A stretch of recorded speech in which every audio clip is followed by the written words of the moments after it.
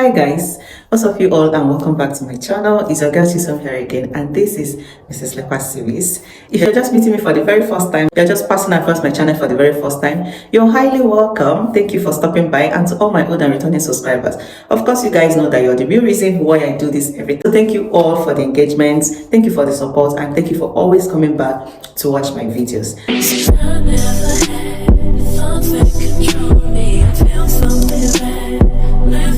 So guys, in this video, I want us to talk about this new caregiver pathway that Canada have just opened. It's the caregiver pilot program. It's not like it's new. They usually run it every year, and for each year, there's always a quota that once they get this number of applications, it closes for that year until next year. So 2024 January, they've opened this pilot program again for the year 2024. It's currently running, and a lot of people have been asking questions about this.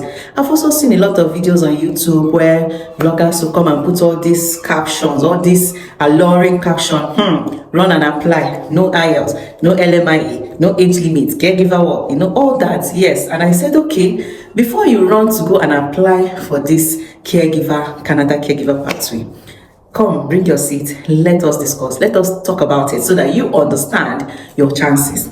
Yes, I know that, after UK have come up with their whole policies of how caregivers are no longer going to be allowed to come to the UK with their dependents, ordinarily we have to make alternative plans. So when Canada opened this 2024 caregiver home support caregiver program for 2024, a lot of people actually diverted the energy to that route.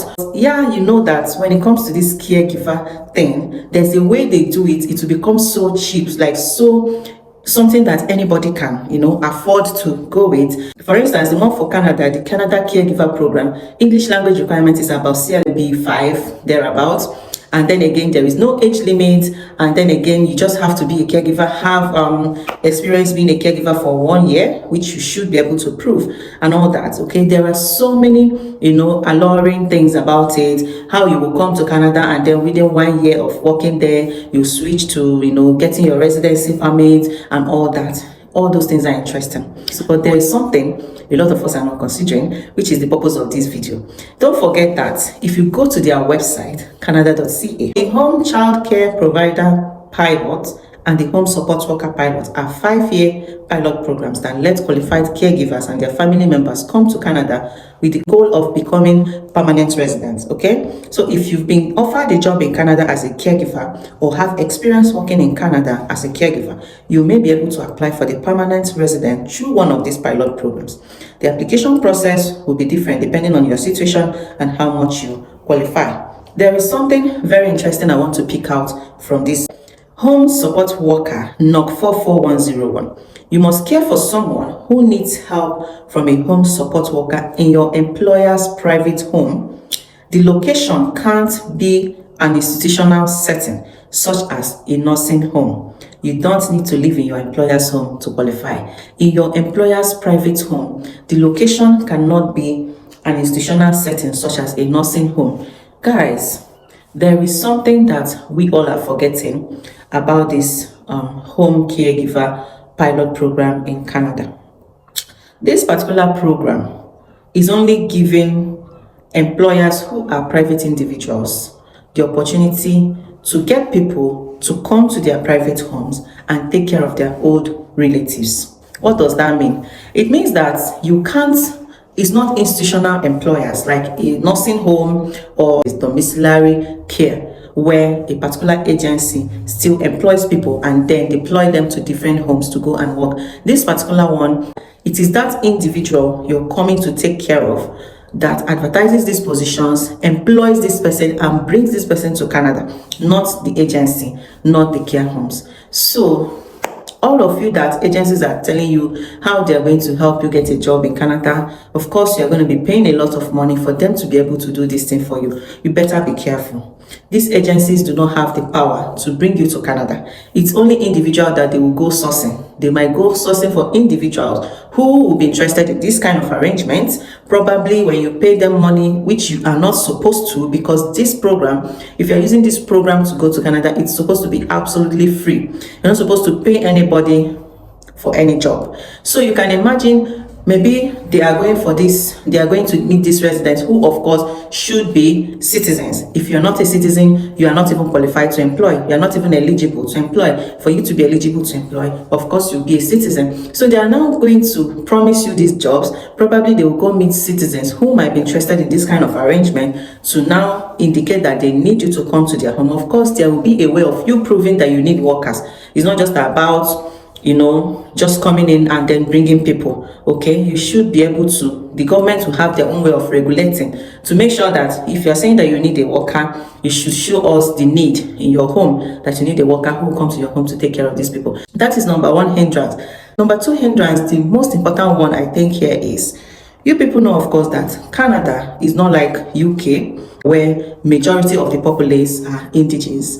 In Canada, almost like 90 to 95% of them, if I'm not mistaken, are all immigrants. So there must be somewhere where this person is coming from. Whether it's from Africa, from Europe, from Asia, most of them are immigrants. So you can imagine when somebody who is an immigrant, somebody who is maybe from Africa, for example, who have come to Canada, stayed in Canada, obtained resident status and become a citizen. And this kind of opportunity is coming and everybody is waiting for this opportunity to come. And eventually this opportunity comes. And you think this person does not have a relative.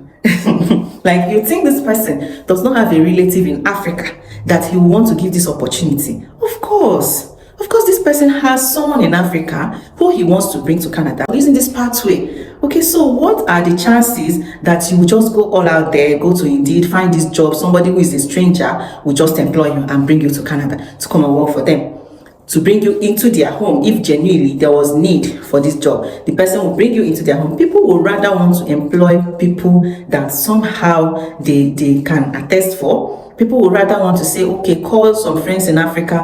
I'm in need of someone that will come and take care of mama. Or if you have anybody you know you trust, because this person have to be in your home. The person has to be doing this job in your home.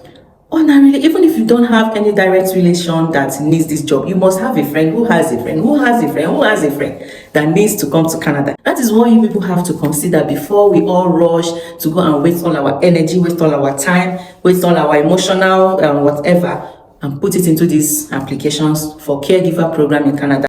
I've seen people come to UK, I've seen people go to use different platforms to immigrate abroad, but you see this caregiver pilot program in Canada, I've not seen anybody use it. I've seen people, a lot of people who go to Canada that I know of usually use the study visa or the PR or provincial nominations and what have you. But you see this particular caregiver program, I think is dicey. If you ask me, it's dicey because I've not really seen people using it and successfully coming out to give their testimonies. If you have anybody who have used it, please refer the person to come and testify to us how they managed to get this job, because to me, it's somehow tricky.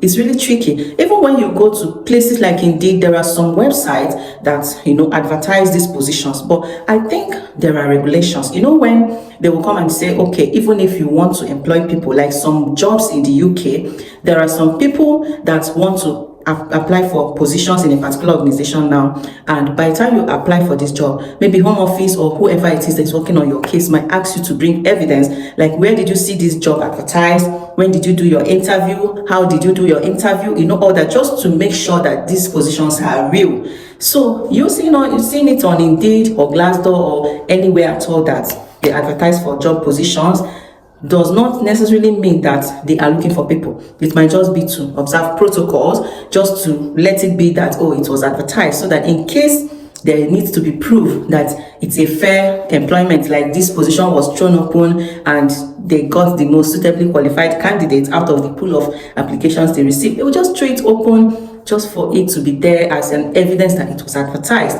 But at the end of the day, they already know the person they want to employ. As a matter of fact, people that want to give these positions to people that are going to be taking advantage of these opportunities are already standby, waiting for that program to open. However, it is not to totally discourage us from doing all this. It's not to totally discourage us from applying. You can try. There is no harm in trying.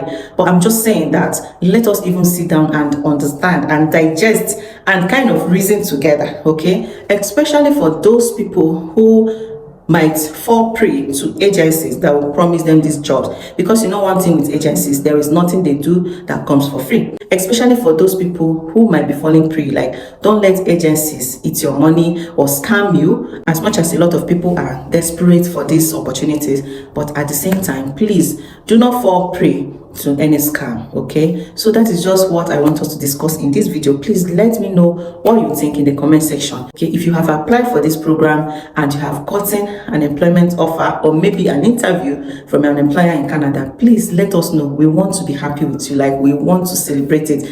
Or you have somebody who have used this particular program to move to Canada, please still let us know. We want to be able to celebrate and say yes, that this program is actually working. Okay, so apart from that, guys, just take it with a pinch of salt. Don't really invest so much energy into this particular pathway. To me, in my own opinion, I don't think that it is really highly efficient. Like, I don't think that a lot of people are really going to be benefiting from it, except you have somebody in Canada. If you have a friend in Canada, or you have a sister in Canada, family in Canada who are residents, who are citizens, and they are eligible to bring people using this pathway, of course, this is your opportunities. Talk to them, speak with them, liaise with them, because it's not necessarily that they will bring you to do this job and you must be in their house working for them. Most of the time, they might just bring you and then you find a job elsewhere and be working. Okay, important thing is that you are not going to be doing any other thing apart from caregiving. You can, because the visa is work restricted, you can't do any other type of work apart from caregiving. So